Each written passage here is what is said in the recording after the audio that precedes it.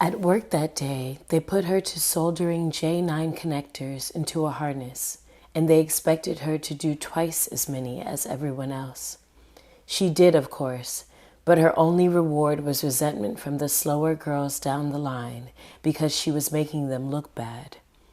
At lunch, a couple of them came to her solitary corner table and told her to ease off. That was how it was. If she did good work, other employees resented her, and her lead man ignored her. If her work fell off, other employees ignored her, and her lead man wrote bad attitude on her work review. She hadn't had a raise in 2 years. She would have quit long ago had she not been afraid to try to start all over again at a new place where the people might be even worse. Through the afternoon, all she wanted was 2 or 3 aspirins and sleep. She had not had a headache for 3 months, and this one scared her. As usual, though, she managed to finish the day. When she got off, she even felt hungry, enough to make a side trip to the store for a can of something for dinner.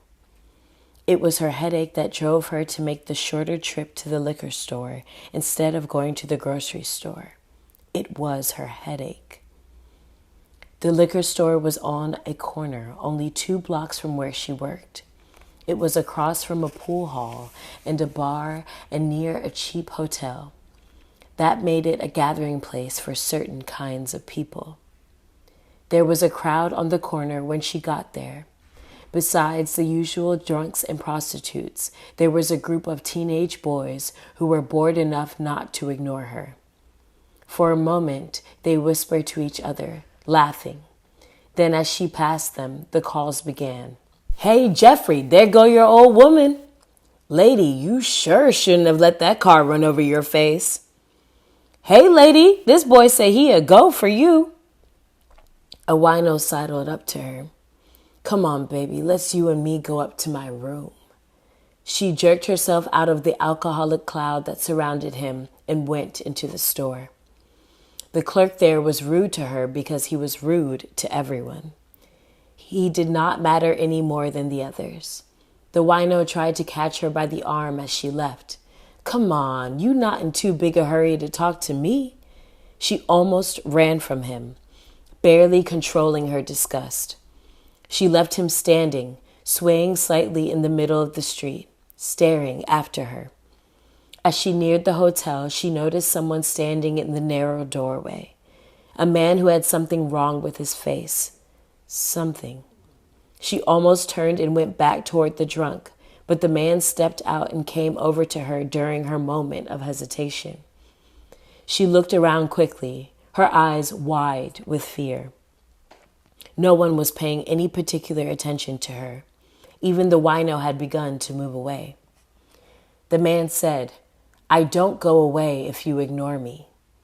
He had a scar that ran the length of his face, from eye to chin on the left side. When he talked or smiled or frowned, it moved, and she could watch it and ignore everything else. Sometimes she could even avoid listening to him. Now she watched it and thought quickly, "So you got out?" There was nothing but bitterness in her voice. He laughed, and the scar curved, worm-like. "This morning, I expected you to be there to meet me." "No, you didn't. I told you 3 months ago you could stay locked up forever as far as I was concerned. And you didn't mean it then either. 90 days. That's a long time. You should have thought about that before you got into the fight." "Yeah. Man hits me and pulls a knife. I had all the time in the world to remember you didn't want me fighting." He paused.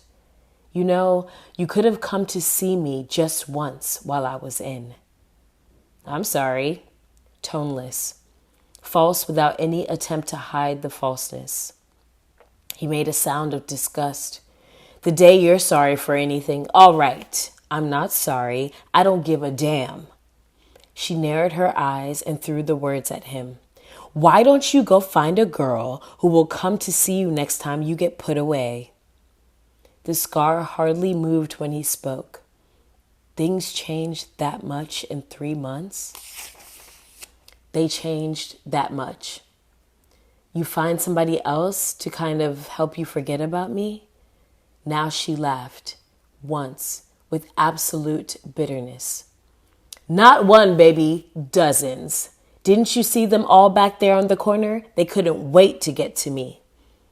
Quietly. All right, be quiet. He put an arm around her and walked with her toward her apartment. Later, when they had eaten and made love, she sat head in hands, trying not to think while he talked at her. She paid no attention until he asked a question that she wanted to answer. Don't you ever wish for a decent-looking guy to come and get you out of that factory and out of this dump you live in and away from me? What would a decent-looking guy want with me? Instead of answering, he said, You still have that bottle of sleeping pills in your medicine cabinet? When she did not answer, he went to look. Non-prescription now, he said when he came back. What happened to the others? I poured them down the toilet. Why? Again, she did not answer. After a moment, he said more gently, When they put you in jail, and you acted like you didn't expect to see me again. She shook her head. I didn't. I don't want to die any more than you do. She jumped and glanced at him. He knew better than to talk like that. He did it to hurt her. That was all. She said, I'd rather be dead than here picking up where we left off 3 months ago. Then why'd you throw out the pills? So I would live without you. He smiled. And when did you decide you couldn't? She threw the heavy glass ashtray beside the bed. It flew wide of him, dented the wall behind him, and broke into 3 pieces. He looked from the pieces to her. You would have made your point better if you had tried to hit me. She began to cry, and she was not aware when the crying became screaming. Get out of here. Leave me alone. Leave me alone. He didn't move. Then her neighbor was pounding on the door to find out what all the noise was about. She calmed herself enough to open it, but while she was reassuring the woman that everything was all right, he came up behind her and stood there. She did not have to look around to know he was there. Still, she did not come near losing control until the neighbor said, You must be lonesome over here by yourself. Why don't you come around to my apartment and talk for a while? It was as though her neighbor were playing a stupid, childish joke on her. It should have been a joke. Somehow she got rid of the woman without breaking down. Then she turned and stared at the man, at the scar marring a face that had never been handsome. She shook her head, crying again, but paying no attention to her tears. He seemed to know better than to touch her. After a while, she got her coat and started out the door. I'm going with you. The look she gave him contained all the stored-up viciousness of the day. Do whatever you want. She saw fear in his eyes for the first time. Where are you going? She said, You didn't have to meet me on the street today or come to the door just now. You didn't have to talk about Jane. Where are you going? There were few things she hated more than her own name. In all the time they had been together, he could not have used it more than twice. She slammed the door in his face. What am I that I could need you anyway? She wished she had said the words to him, but it didn't matter.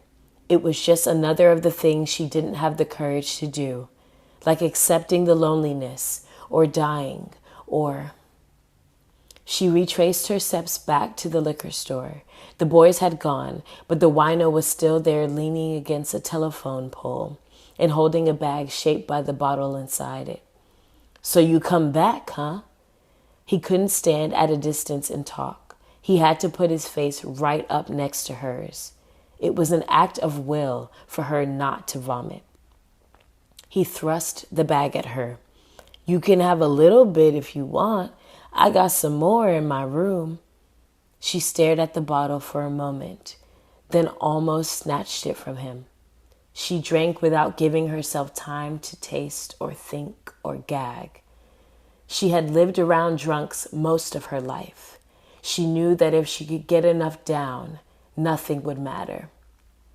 She let the wino guide her toward the hotel. There was a scar-faced man coming toward them from down the block. She sucked another swallow from the bottle and waited for him to vanish. Afterword.